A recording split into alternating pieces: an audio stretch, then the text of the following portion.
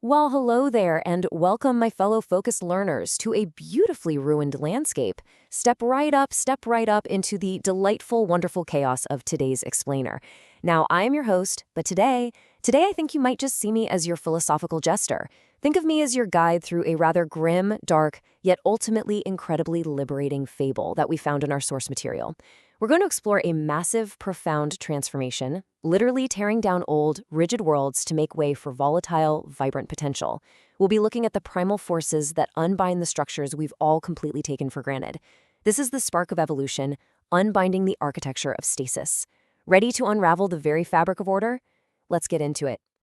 To really understand this unbinding, we first have to picture exactly what is being unbound. So I want you to imagine a crumbling stone castle. Let that image just sit in your mind for a second. Now, this isn't just any old castle. It represents what our source material calls the architecture of stasis. You see, before the unbinding, there was a rigid, strict, chronological order to absolutely everything. It was anchored by something known as the jagged spire. This castle is built on ancient, dusty stone logic. It is the absolute ultimate manifestation of static control. It's an environment of total predictability. Every single stone is a rule, and every echo in its halls is a commandment of conformity.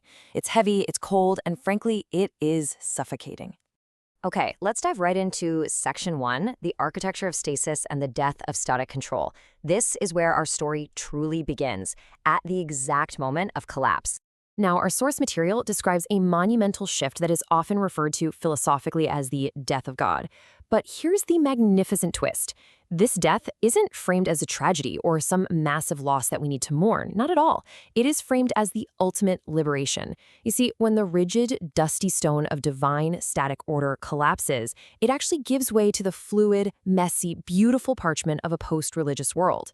All those rigid rules literally melt down into living ink, representing individual meaning that is finally allowed to bleed and mix and just spread all across the page.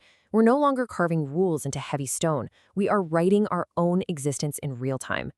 Let's move to and see how this builds in Section 2, the spark of evolution, the unbinding agent.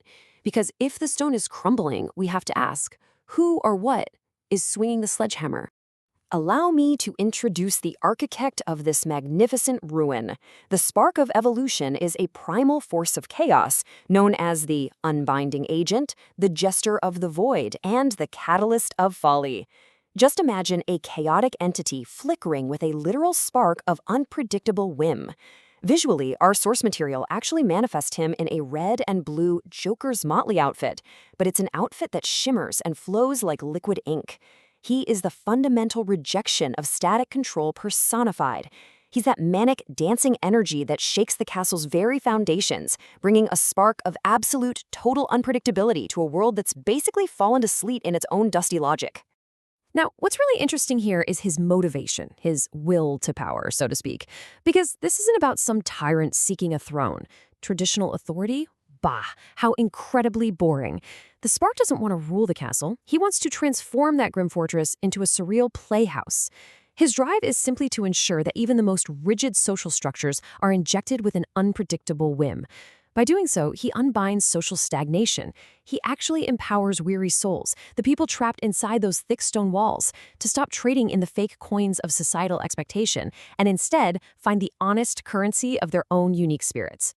Which brings us to Section 3, Shattering the Gilded Cages, the Utility of Folly. Watch closely now as the grim fortress begins to physically morph around us, the heavy stone walls shattering wide open. And this brilliantly illustrates the Spark's completely subversive method, turning swords into peacock feathers. I mean, what a glorious image, right? Our source material argues that the spark of evolution utilizes folly, pure, joyful foolishness, to dismantle rigid systems. He teaches that what polite society labels as evil instincts or atavistic primitive drives are actually essential engines for the preservation of our species. The jester takes the weapons of rigid logic and war, the swords, and transforms them into flamboyant displays of creative, chaotic expression. Folly literally becomes a survival mechanism, preventing the world from falling into a terminal, boring sleep. So, we are faced with two very, very different states of existence here. The gilded cages represent the unqualified repose of a static world. And sure, a gilded cage might look safe, it might look comfortable, but at the end of the day, it is a stifling trap built by traditional logic. But then on the other side, there is the logic of the crucible. This is the creative, completely unbridled freedom that comes from utilizing chaotic impulses to dismantle stagnation. In the crucible, reality isn't just passively accepted, it is forced to continually justify itself through trial, fire, and glorious chaos. The playhouse is a crucible demanding that you actively participate in your own existence. Moving right into Section 4, the pathos of distance and noble sovereignty. As our castle fully transforms into this vibrant, chaotic playhouse, how do we, the inhabitants, navigate this new space? So the crucial point is understanding this transformation from being a prisoner to becoming a sovereign. Step 1. You absolutely must escape the herd-like servitude of the old stone logic. Step 2. You attain what is called the pathos of distance. Now, this means becoming an artist-philosopher, someone who can view the world from a height where the heavy tragedy of life is transformed into a grand, sweeping comedy. Step 3. From this heightened perspective, you transcend conventional ethics and the paralyzing grip of a rigid intellectual conscience. And finally, Step 4. You dance. You dance through the new horizon of chaos as an entity of pure volatile potential. You are no longer a subject of the castle. You are the sovereign of the playhouse. Which leads us perfectly to Section 5, embracing joyful wisdom and amor fati. The walls are down, the sky is wide open, and it is time to celebrate. This spark of evolution leaves us with this final, profound concept, amorphity, which translates to a love of one's fate. This is a joyful wisdom that fully embraces a moving foundation. Think about it. In the old castle, history was written by the victors in cold hard stone.